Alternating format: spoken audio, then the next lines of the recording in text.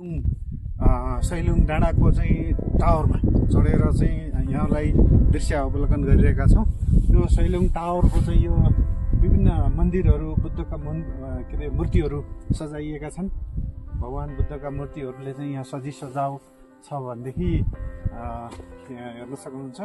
धेरै राम्रो राम्रो मूर्तिहरू यहाँ देख्न सकिन्छ भनेदेखि दायाँ बायाँ चाहिँ अब यो सबै यो तपाईँको यो रामेछाप यतातिर रामेछाप हो, यता कता दोलाखात यता हो होइन, यता सिन्धुपाल्चोकको तरा हुनुपर्छ त्यहाँतिर चाहिँ सबै चाहिँ यो दृश्य सबै वरिपरिको हिमाल नो हिमाल हिमाल छर्लङ्ग देखिएको छ। आज कति राम्रो दिन परेको छ भने हाम्रो पुरा राम्रो साइडमा चाहिँ हामी आएका छौँ आज हिमालले।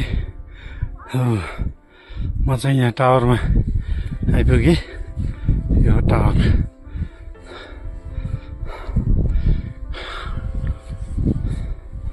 टावरबाट वरिपरि हेरौँ पहिला।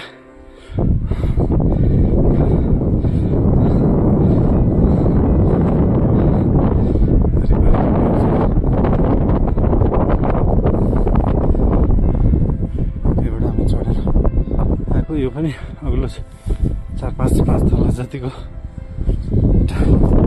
टावर रहेछ।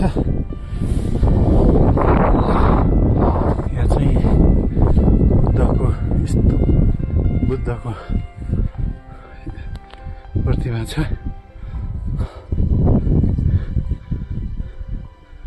बुद्ध नै हुनुपर्छ कि के हो? हेर्नुहोस् उहाँ चाहिँ बुद्ध नै हो के हो? मलाई त्यति जानकारी छैन।